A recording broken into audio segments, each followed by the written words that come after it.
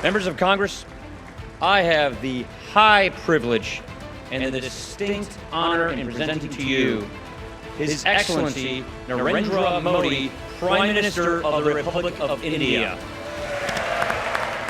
ये उस दौर की तस्वीरें हैं जब अमेरिका में इतिहास बना था।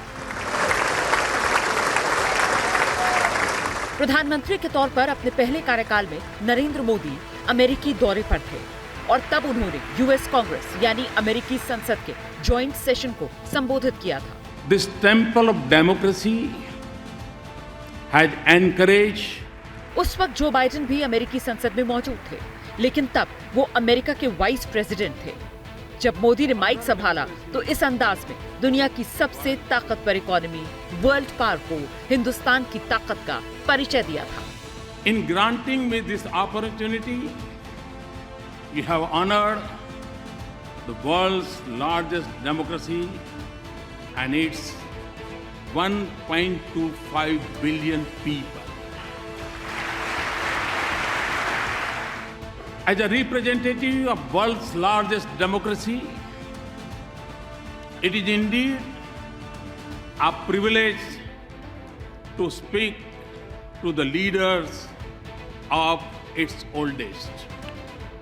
कहते हैं इतिहास खुद को दोहराता है, लेकिन मोदी इतिहास गढ़ना जानते हैं, इसे रचना जानते हैं। इसीलिए जब स्टेट विजिट पर मोदी के दौरे का स्वरूप तय हो रहा था, तो उस दौरान विश्व के सबसे बड़े लोकतंत्र के नेता का दुनिया के सबसे पुराने लोकतंत्र के मंदिर में जाने का कार्यक्रम भी तय हो गया।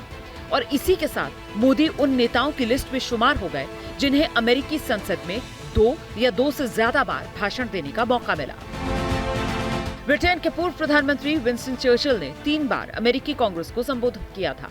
इजराइल के प्रधानमंत्री बेंजामिन नेतन्याहू भी 3 बार यूएस कांग्रेस को एड्रेस कर चुके हैं।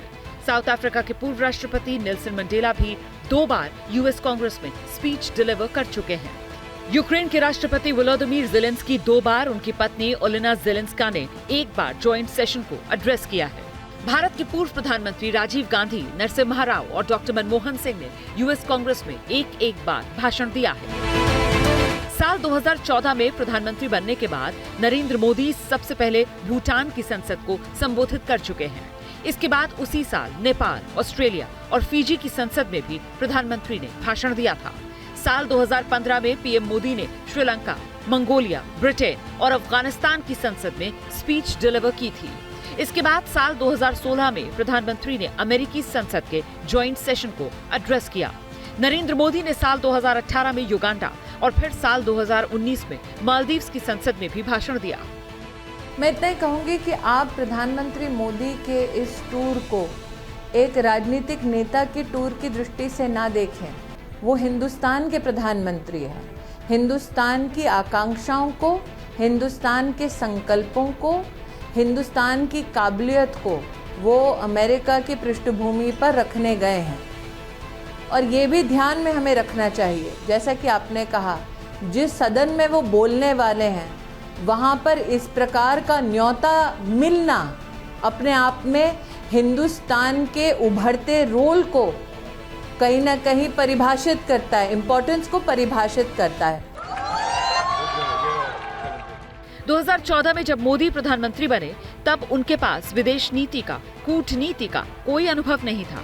लेकिन अपने कार्यकाल में प्रधानमंत्री मोदी ने विदेश नीति को नए सिरे से गढ़ा, इसे नया आयाम दिया। वो खुद कह चुके हैं कि जब वो विदेश जाते हैं तो किसी पुराने बैगेज के साथ नहीं जाते।